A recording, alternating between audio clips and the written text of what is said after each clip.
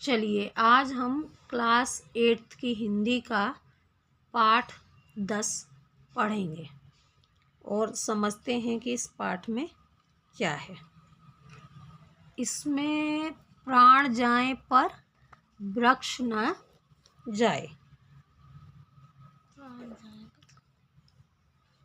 मैं आपको पहले पाठ पढ़ के बता रही हूँ, उसके बाद मैं आपको प्रश्नों के उत्तर बताऊंगी और इस पाठ में अपन 8 ग्रेड के उत्तर भी पढ़ेंगे, क्योंकि आपकी बोर्ड की एग्ज़ाम है तो आप सारी चीज़ें एक जगह पर पढ़ सकेंगे। और बोर्ड परीक्षा में आपके बीच में से भी प्रश्न बना के देते हैं, इसलिए पाठ का पढ़ना बहुत ज़रूरी है। आप कभी खाना खा रहे हैं तो भी आप वीडियो लगा करके पाठ को सुन सकते हैं, और आपने अच्छे से पाठ समझ लिया तो कभी बीच में से आ गया कोई प्रश्न तो आप मन से भी लिख सकेंगे। चलिए हम शुरू करते हैं। इन दिनों वृक्षों की संख्या घटती संख्या और बिगड़ते पर्यावरण को देखकर समूचे विश्व में पर्यावरण की रक्षा की चिंता की जा रही है। वृक्षों की अंधाधुंध कटाई पर रोक लगाई जा रही है। वृक्षारोपण पर जोर दिया जा रहा है।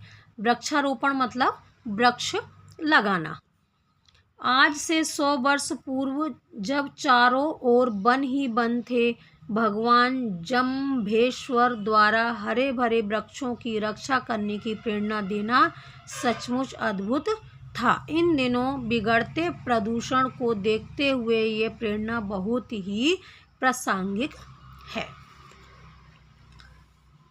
आज से लगभग 500 वर्ष पूर्व 1485 में भगवान जम्भेश्वर द्वारा बिश्नोई समाज की स्थापना की गई थी। बिश्नोई समाज की स्थापना किसके द्वारा की गई थी? जम्भेश्वर के द्वारा। उन्होंने प्रकृति से जुड़े हुए 29 यानी 29 सरल नियमों की शिक्षा दी। इन 29 नियमों का पालन करने वाले बिश्नोई कहलाए। बिश्नोई कौन कहलाए? जो नियम इन्होंने बताए थे 29, उनका जो पालन करते थे वो बिश्नोई कहलाए। इन्हीं नियमों में से वृक्षों की रक्षा और सभी जीवों पर दया करना एक प्रमुख नियम था।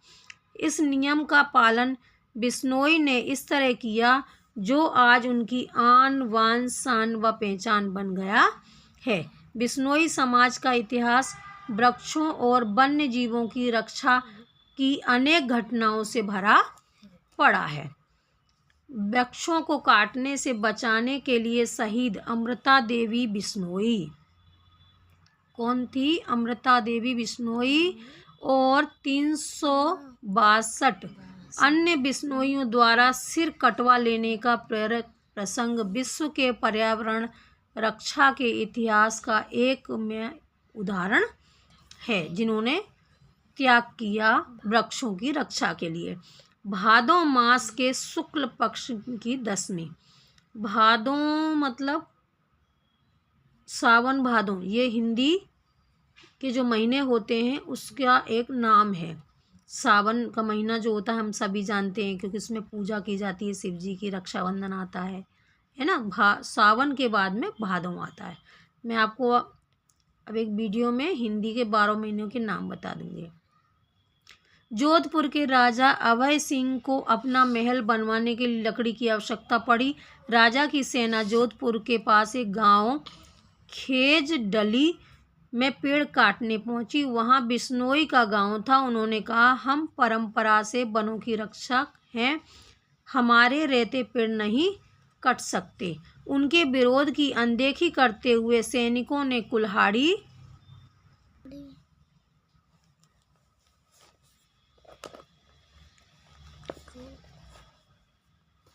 चलाना प्रारंभ कर दिया। तब एक महिला अमृता देवी बिश्नोई पेड़ से लिपट गईं और यह कहानी रही। सिर साटे पर रूख रहे तो भी सस्तो जान, सिर कट जाए पर पेड़ बचा रहे तो भी ये सस्ता सौदा है। राजा की आज्ञा राज आज्ञा का पालन करना है। इस भाव से भरी सेना ने पेड़ से लिपटे अमृता देवी को ही काट डाला आज्ञा पालन विवेक के साथ करना है, इस बात का सैनिकों ने ध्यान नहीं रखा। इस बलिदान को देखकर सैकड़ों बिश्नोई नर नारी आगे आकर पेड़ों की रक्षा के लिए पेड़ों से लिपट गए। पेड़ों को कटने से बचाने के लिए सभी अपना सिर कटवाने को तैयार थे। पेड़ों की रक्षा के लिए आत्म बलिदान के लिए तत्पर बिश्नोई नर नारी सिंह-साटे पर रूख रहे का नारा लगा रहे थे। सेना कुल्हाड़ी चलाती रही। एक एक करके 362 बिश्नोई नर नारी स्वयं कट गए, परंतु उन्होंने एक भी पेड़ नहीं कटने दिया। जब राजा अभय सिंह को इस भीषण घटना का समाचार मिला तो वे बहुत दुखी हुए। स्वयं खेजडाली ग्राम आए तथा अपनी सेना द्वारा किए गए नरसंहार के लिए क्षमा मांगी। ताम्रपत्र पर राज आज्ञा जारी की गई कि बिश्नोई गांव से कोई पेड़ नहीं कटेगा, यदि काटा तो राजदंड का भागी होगा। इस तरह हिरणों की रक्षा में भी शिकारियों से मुकाबला करते अनेक बिश्नोई शहीद हुए। सन 1996 अक्टूबर में राजस्थान के चूरू जिले में हिरणों की रक्षा करते हुए शहीद श्री निहाल चंद्र बिश्नोई को भारत सरकार ने मरणोपरांत शौर्य चक्र से सम्मानित किया। मरणोपरांत मतलब उनके मरने के बाद। स्वयं निहाल चंद्र बिश्नोई एकमात्र गैर सैनिक हैं जिन्हें यह सम्मान प्राप्त हुआ है। मूक हिरण भी अपनी रक्षकों की अच्छी तरह पहचानते हैं। बिश्नोई के आगे पीछे हिरण बकरियों की तरह घूमते हैं। स्मरण रहे, हमें पेड़ों की ज़रूरत है, पेड़ों को हमारी ज़रूरत नहीं है। वातावरण में दिन प्रतिदिन बढ़ते प्रदूषण से बचने के लिए हमें पेड़ों की रक्षा करना ही होगी तथा पेड़ पौधे लगाने होंगे। वृक्षारोपण तथा जीवन रक्षक का संकल्प एवं नया वृक्षारोपण कार्य ही वृक्षों की रक्षा में शहीद हुए बिश्नोइयों को हमारी सच्ची श्रद्धांजलि होगी। शहीद अमृता देवी एवं 362 शहीदों के बलिदान की स्मृति में भारत शासन प्रतिवर्ष राष्ट्रीय पर्यावरण पुरस्कार देता है। मध्य प्रदेश का वन विभाग प्रतिवर्ष वन संवर्धन एवं वन रक्षा के क्षेत्र में उल्लेखनीय कार्य करने वाली ग्राम पंचायत अथवा संस्था को शहीद अमृता देवी बिश्नोई पुरस्कार और 1 लाख रुपए नगद प्रदान करता है। मध्य प्रदेश सरकार शहीद अमृता देवी बिश्नोई के नाम पर 2 व्यक्तिगत पुरस्कार भी देती है। 50,000 रुपये नगद और प्रशस्ति पत्र पुरस्कार के रूप में वन संवर्धन और अन्य प्राणियों की रक्षा में उत्कृष्ट कार्य करने के लिए व्यक्ति को प्रतिवर्ष दिए जाते हैं। ये आपका पाठ खत्म हो गया है। पाठ के बीच बीच में से बहुत सारे प्रश्न बनते हैं। आप पाठ को ध्यान से सुनना, 2-4 बार पढ़ना, फिर आगे हम अपना अभ्यास देखते हैं। निम्नलिखित शब्दों का अर्थ कोश में से खोजकर लिखिए।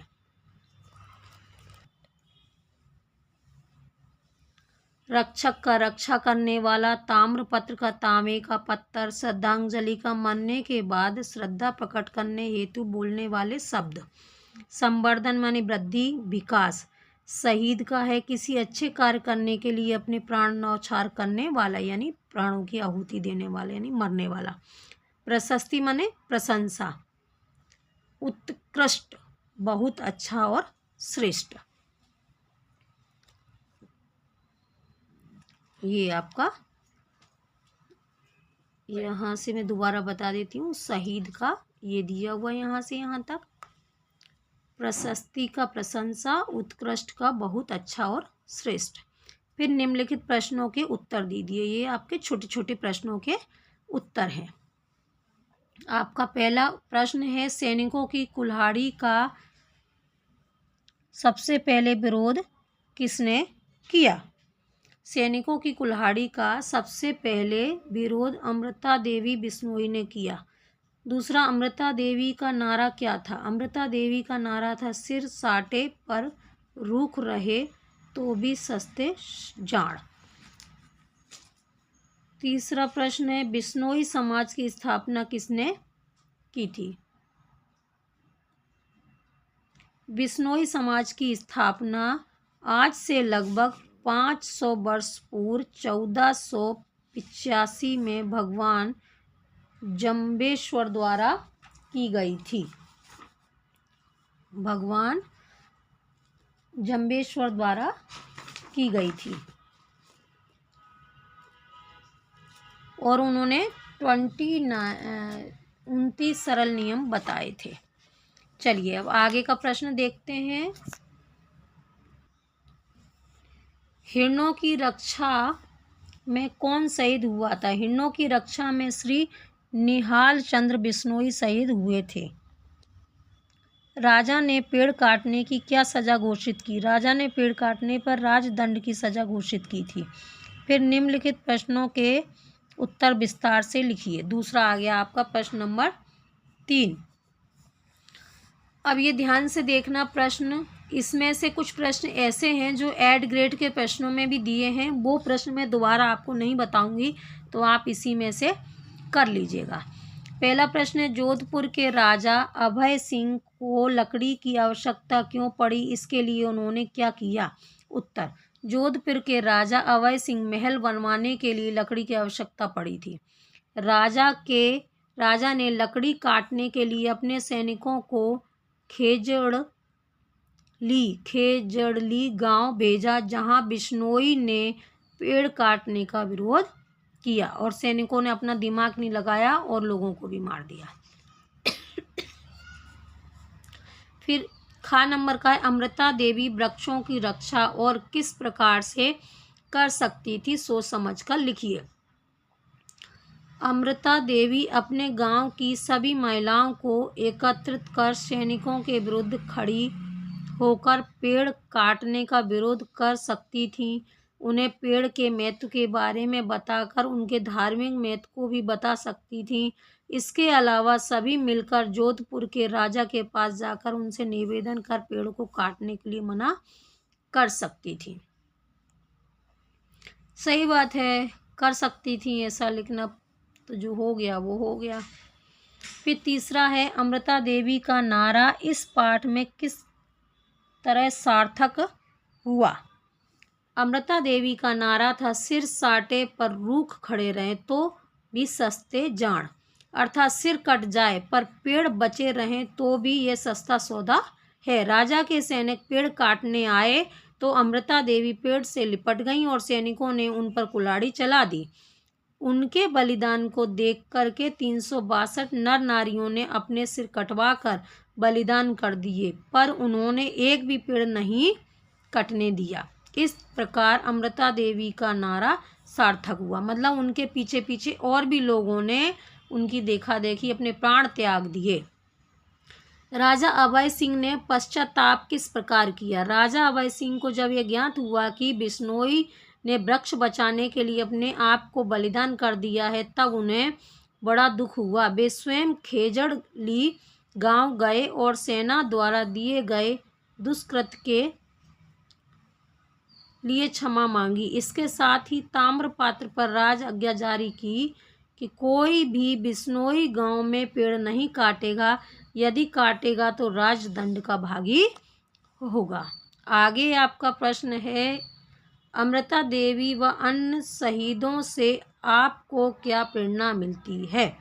अथवा इसी का उत्तर दूसरे तरीके से प्रश्न बनाकर पूछा गया है, शहीद अमृता देवी के बलिदान से क्या प्रेरणा मिलती है? ये पिछले बार बोर्ड में आया था।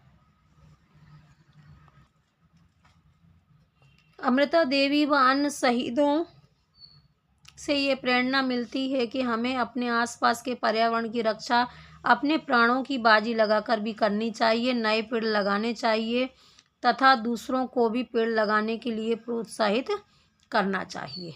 अब ये आपके प्रश्न खत्म हो गए हैं। ये आपके सही विकल्प प्रश्न है। पहला है, बिश्नोई समाज के नियम मुख्यतः आधारित थे किस पर? आधारित थे प्रकृति के पोषण पर। दूसरा प्रश्न है आपका, मध्य प्रदेश सरकार किसके नाम पर 2 व्यक्तिगत पुरस्कार देती है? तो अमृता देवी बिश्नोई।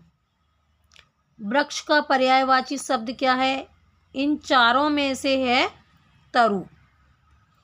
फिर आगे है अमृता देवी के साथ शहीद बिश्नोइयों की संख्या कितनी थी? तो 362 थी। ये पहला वाला उत्तर है आपका। फिर श्री निहाल चंद बिश्नोई को भारत सरकार ने सम्मानित किया था, तो शौर्य चक्र से सम्मानित किया था, शौर्य चक्र से। ये वाला आपका उत्तर है। अब आगे आपका दिया हुआ है भाषा अध्ययन। तो ये आपके नीचे लिखे गए शब्दों के विलोम शब्द, उनके नीचे वर्ग पहेली दी गई है, उनमें से खोज करके अपने को लिखना है। तो मैं आपको वर्ग पहेली दिखा देती हूँ। पहला है सम्मानित, पहली आपकी ऐसी बनेगी, ये सम्मानित। दूसरा है समर्थन, समर्थन। फिर अहित, अहित, अहिंसा। फिर रक्षक और शोक। फिर एक ये बन रहा है सुखी। अब ये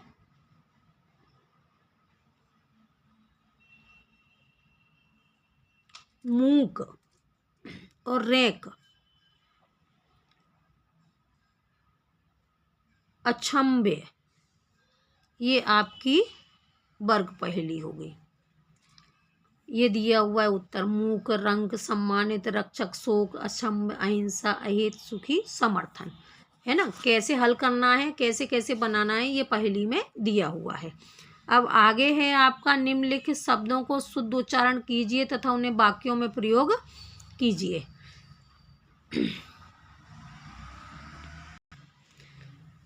देखिए, शुद्ध उच्चारण का मतलब है इनको पढ़ना। श्रद्धांजलि, संकल्प, शौर्य चक्र, प्रशंसिक और जम्बेश्वर। अब इनके वाक्यों में प्रयोग हैं। पहला है श्रद्धांजलि। वाक्यों में प्रयोग का मतलब है ये जो शब्द दिया है, ये जो हम लाइन लिखेंगे उसमें ये शब्द आना चाहिए। तो हम इसका वाक्य बनाते हैं। हमें अमृता देवी बिश्नोई को वृक्षारोपण कर श्रद्धांजलि देनी चाहिए। दूसरा है संकल्प, हमें पेड़ न काटने का संकल्प लेना चाहिए। शौर्य चक्र, श्री निहाल चंद्र बिश्नोई को भारत सरकार ने शौर्य चक्र से सम्मानित किया। फिर चौथा है प्रासंगिक, पेड़ों को बचाने के लिए बिश्नोई की घटना प्रासंगिक है। ये देखो, ये शब्द आते जा रहे हैं ना इनमें। अगर मान लो आपको कोई प्रश्न ऐसा आए कि वाक्य में प्रयोग कीजिए, तो आपको ऐसी लाइन बनाना है जिसमें वो दिया गया शब्द प्रयोग किया हुआ हो। जम्बेश्वर, भगवान जम्बेश्वर ने बिश्नोई समाज की स्थापना की। ये आपका हो गया। अब आगे है आपका ये प्रश्न कि इनका संधि विच्छेद करना है। तो ये आपका संधि विच्छेद दिया हुआ है। वृक्षारोपण का वृक्ष धन आरोपण, ये स्वर संधि है तीनों आगे के शुरू के, ये दिया हुआ है। ये मरणोपरांत स्वर संधि, वातावरण, वाताधन आवरण स्वर संधि, ये आपके दिए हुए हैं। ये आप इसमें से देख करके अपनी कॉपी भी कंप्लीट कर सकते हैं और इनको पढ़ भी सकते हैं। फिर आपका दिया है समास विग्रह। समास विग्रह, ये विग्रह किया हुआ है, ये आपके समास का नाम है। हमारे चैनल पर एक संधि, समास, अलंकार सबके वीडियो डले हुए हैं। आपको डिटेल पढ़ना हो तो आप उसमें से देख सकते हैं। ये ताम्रपत्र का दिया हुआ है, तत्पुरुष समास है। राजदंड का राज का दंड, तत्पुरुष समास। प्रतिवर्ष का प्रत्येक वर्ष, और ये अव्ययी भाव समास है। ये आपका हो गया। अब आगे ग्राम पंचायत, ग्राम की पंचायत, तत्पुरुष समास। शौर्य चक्र, शौर्य का चक्र, तत्पुरुष समास। फिर ये उपसर्ग, आगे का प्रश्न नंबर 5 है आपका, उपसर्ग पहचान कर लिखिए। तो ये दिए हुए हैं, इसमें उपसर्ग का जो है वो आगे लगता है, ये उपसर्ग है। सैनिक के आगे क्या लगा दिया? गैर। तो यहाँ पर शब्द दिए हैं और ये आपके उपसर्ग दिए हुए हैं। पर्यावरण, तो इसमें परी है, सम्मान में सम है, ये आधा माँ। जब ये हलंत लगा दिया जाता है तो इसका मतलब हो जाता है कि ये अक्षर आधा हो गया है। जहाँ पर हम आधा अक्षर नहीं लिख सकते हैं तो उसके नीचे ये ऐसा ये जरा सी डंडी से खिंची हुई है, ये होता है हलंत। ये जो है ना, ये प्रशस्ति का प्रा, प्रदूषण का प्रा, संवर्धन का शम। आगे का आपका प्रश्न है, निम्नलिखित वाक्यों में से उद्देश्य और विधेय छांटकर लिखिए। ये उद्देश्य और विधेय, इसमें भगवान जम्बेश्वर द्वारा हरे भरे वृक्षों को बनाए रखने की प्रेरणा दी गई। इसमें उद्देश्य क्या था? भगवान जम्बेश्वर जो कि कारक हैं, और विधेय क्या है? द्वारा हरे भरे वृक्षों को बनाए रखने की प्रेरणा दी। जो काम किया जा रहा है वो विधेय है, और करने वाला जो व्यक्ति है वो उद्देश्य होता है। बिश्नोई समाज ने वनों की रक्षा के लिए महत्वपूर्ण योगदान दिया। तो किसने दिया? बिश्नोई समाज ने। और किसके लिए दिया? वनों की रक्षा के लिए महत्वपूर्ण, तो ये विधेय हो गया। ऐसी इसमें उद्देश्य क्या है? भारत शासन, जो गा वाला है आपका, ये भारत शासन प्रतिवर्ष पुरस्कार देता है, और प्रतिवर्ष पुरस्कार देना विधेय हो गया। ये आपके हो गए। अब आगे है आपका योग्यता विस्तार। वृक्षों के लाभ विषय पर निबंध लिखिए।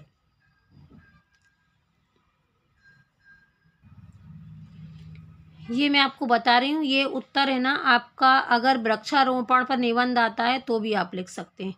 भारत भूमि को पुनः श्याम श्यामला बनाने के उद्देश्य से वृक्षारोपण कार्यक्रम का निर्माण किया गया है।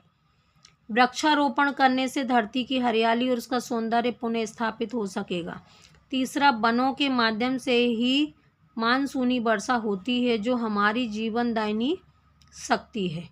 चौथा, नदियों के तटों पर उगे वृक्ष भूमि के कटाव को रोकने में सहायता प्रदान करते हैं।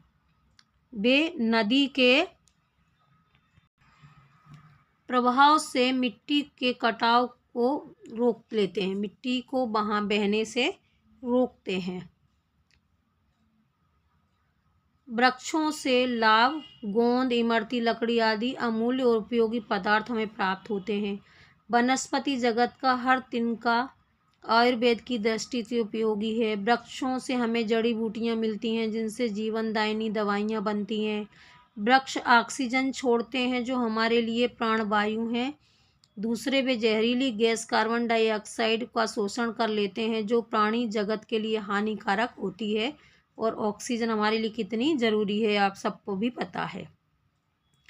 कई बार हम बीमार होते हैं तो ऑक्सीजन सिलेंडर भी लगता है कुछ लोगों को। वृक्ष पशुओं को चारा देते हैं। वृक्ष उद्योगों को कच्चा माल देते हैं। शासन ने वृक्षारोपण के कार्यक्रम को गति देकर मानव ही नहीं वरना प्राणी मात्र के हित की कल्पना की गई है। हर व्यक्ति को कम से कम एक वृक्ष अपनी ज़िंदगी में ज़रूर लगाना चाहिए और उसकी सुरक्षा करके अपने ऊपर उसका भार लेना चाहिए। तो ये आपका हो गया वृक्ष वाले का उत्तर। अब है वन्य प्राणी संरक्षण दिवस पर परिचर्चा कीजिए। वनों के विनाश ने पेड़ पौधों और वन्य जीवन के लिए संकट पैदा कर दिया है, जिससे कई वन्य प्राणियों की प्रजातियां विलुप्त होने के कगार पर पहुंच गई हैं। इसीलिए वन्य प्राणी संरक्षण आवश्यक है। वन्य प्राणी संरक्षण को सदैव याद रखने के लिए वन्य प्राणी संरक्षण दिवस प्रतिवर्ष 4 अक्टूबर को मनाया जाता है। ये प्रश्न के अंदर एक और प्रश्न आपका बनता है। हमारे देश में वन्य प्राणी संरक्षण एवं सुरक्षा के लिए 79 राष्ट्रीय उद्यान और 49 वन्य जीव अभ्यारण्य और कई चिड़ियाघर स्थापित किए गए हैं।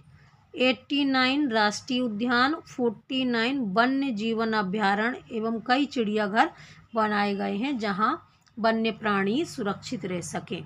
अब आगे का प्रश्न देखते हैं।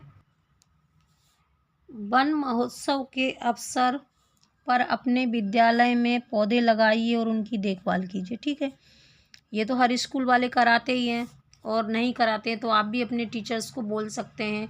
और अगर कहीं जगह ना मिले तो आप अपने मन से ही बारिश में कुछ बीज लीजिए इकट्ठे कीजिए। जैसे आम खाए तो आम की गुठली, जामुन खाए तो जामुन की गुठली, और उनको बारिश के समय पे नाली नदी नालों के किनारों पे भी डाल सकते हैं, और ऐसी जगह पे डाल सकते हैं जहाँ खूब ऐसी जगह है जहाँ सुरक्षित रहें, उग आएँ तो साल भर पानी भी आप देते रहें।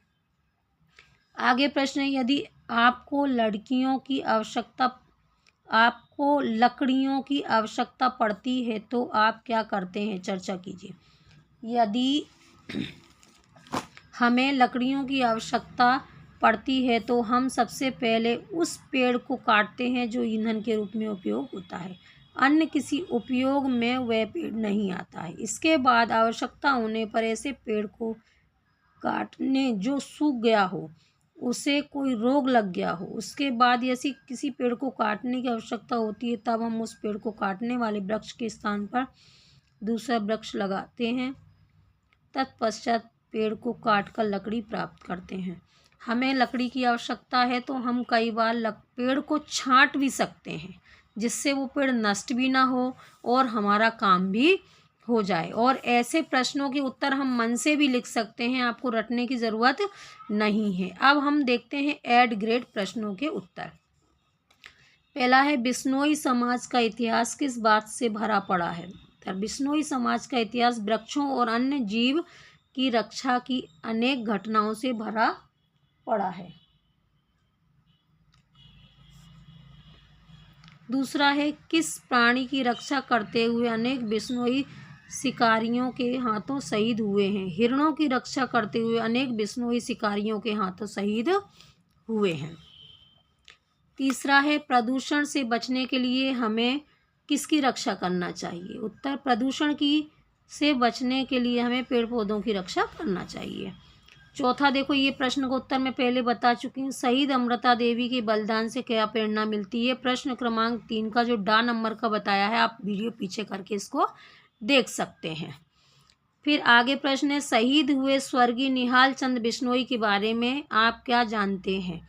उत्तर, शहीद हुए स्वर्गीय श्री निहाल चंद बिश्नोई को भारत सरकार ने मरणोपरांत शौर्य चक्र से सम्मानित किया है। आप इन्हें सन 1996 में राजस्थान के चुरू जिले में हिरणों की रक्षा करते हुए शहीद हुए थे। स्वर्गीय निहाल चंद बिश्नोई एकमात्र गैर सैनिक थे जिन्हें यह सम्मान प्राप्त हुआ था। फिर आगे है अपना एक, इसके आगे है,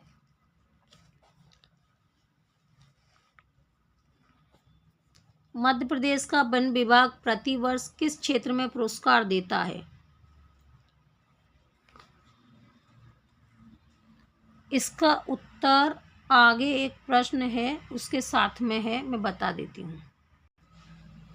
ये ऊपर वाला प्रश्न और ये दूसरा प्रश्न है। भारत शासन, मध्य प्रदेश शासन, वन विभाग मध्य प्रदेश पर्यावरण के क्षेत्र में कौन कौन से पुरस्कार देता है? तो ये भारत शासन शहीद अमृता देवी एवं 362 शहीदों के बलिदान की स्मृति में प्रतिवर्ष राष्ट्रीय पर्यावरण पुरस्कार देता है। मध्य प्रदेश का वन विभाग प्रतिवर्ष वन संवर्धन एवं वन रक्षा के क्षेत्र में उल्लेखनीय कार्य करने वाली ग्राम पंचायत अथवा संस्था को शहीद अमृता देवी बिश्नोई पुरस्कार और 1 लाख रुपए नगद प्रदान करता है। मध्य प्रदेश सरकार शहीद अमृता देवी बिश्नोई के नाम पर 2 व्यक्तिगत पुरस्कार भी देती है, 50,000 रुपये नगद और प्रशस्ति पत्र पुरस्कार के रूप में वन संवर्धन और वन्य प्राणियों की रक्षा के उत्कृष्ट कार्य करने वाले व्यक्तियों को प्रतिवर्ष पुरस्कार दिए जाते हैं। ये आपका हो गया प्रश्न। अब हम आगे का प्रश्न देखते हैं। पेड़ों की रक्षा करने हेतु बिश्नोई समाज के कार्यों का वर्णन कीजिए। उत्तर, बिश्नोई समाज का इतिहास वृक्षों और वन्य जीवों की रक्षा के लिए अनेक घटनाओं से भरा पड़ा है। आज से लगभग 500 वर्ष पूर्व भगवान जिनेश्वर द्वारा बिश्नोई समाज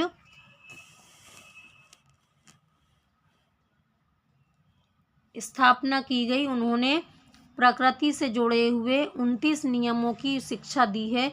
इन नियमों का पालन करने वाले बिश्नोई कहलाए। इन्हीं नियमों से वृक्षों की रक्षा और सभी जीवों पर दया करना एक प्रमुख नियम था। इस नियम का पालन बिश्नोई ने इस तरह से किया जो आज उनकी आन बान शान की पहचान बन गया है। वृक्षों को काटने से बचाने के लिए शहीद अमृता देवी बिश्नोई और 365 अन्य बिश्नोइयों द्वारा अपने सिर कटवा लेने का प्रसंग विश्व पर्यावरण रक्षा के इतिहास का एक अतुलनीय उदाहरण है। मतलब इतना ज़्यादा त्याग किसी ने भी नहीं किया है। आगे का प्रश्न है, प्राण जाए पर वृक्ष न जाए पाठ से हमें क्या प्रेरणा मिलती है।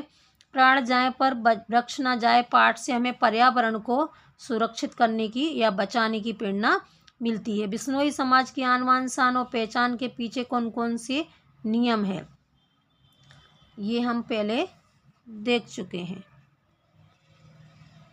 ये आपका अब एड ग्रेड भी ख़त्म हो चुका है और आपका ये पाठ भी ख़त्म हो गया है। आप इसको अच्छे से पढ़ना, चैनल को सब्सक्राइब ज़रूर कर लेना, क्योंकि आपको और व्याकरण के कुछ वीडियो डाले जाएंगे और परीक्षा के महत्वपूर्ण प्रश्न भी डाले जाएंगे। आपके अगर कोई दोस्त हों, सहेलियाँ हों, तो आप उनको भी ये बता सकते हैं। इस चैनल पे इंग्लिश का, हिंदी का, छोटी क्लास का, बड़ी क्लास का, साइंस, मैथ्स सभी कुछ वीडियो बनाए गए हैं, इसलिए आप इसको सब्सक्राइब अवश्य कर लें। थोड़ा सा सर्च करके मेहनत करना रहेगी आपको। धन्यवाद।